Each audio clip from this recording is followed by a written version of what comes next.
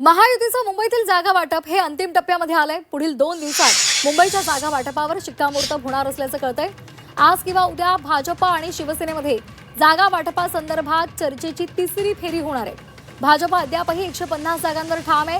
तिढा न सुटलेल्या जागांचा निर्णय मुख्यमंत्री देवेंद्र फडणवीस आणि उपमुख्यमंत्री एकनाथ शिंदेंच्या बैठकीत होणार आहे, अशी माहिती सूत्रांकडून मिळते।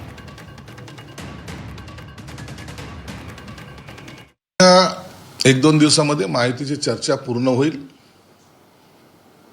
या महायुतीच्या चर्चेमध्ये देवेंद्र फडणवीस साहेब, एकनाथ शिंदे साहेब आणि अजितदादा हे प्रामुख्याने सहभागी झालेले असतात। म्हणून चर्चा तर 150 वर वाढलाय, कितीवर वाढलाय याबद्दल भाष्य करणे योग्य नाही। हे सर्व नेते एकत्रित बसून निर्णय घेतील आणि त्याची घोषणा मला वाटतं 1-2 दिवसामध्ये होण्याची शक्यता आहे। एकत्र लढणं हाच एकमेव पर्याय आहे।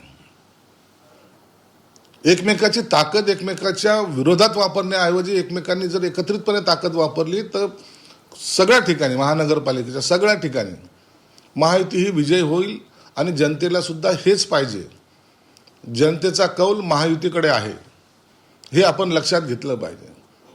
याची ताकद त्याची ताकद हे करत जर आपण बसलो तर त्याचा आता काही ठिकाणी जो का फटका बसला त्या तसा फटका बसण्याची शक्यता नाकारता येत नाही।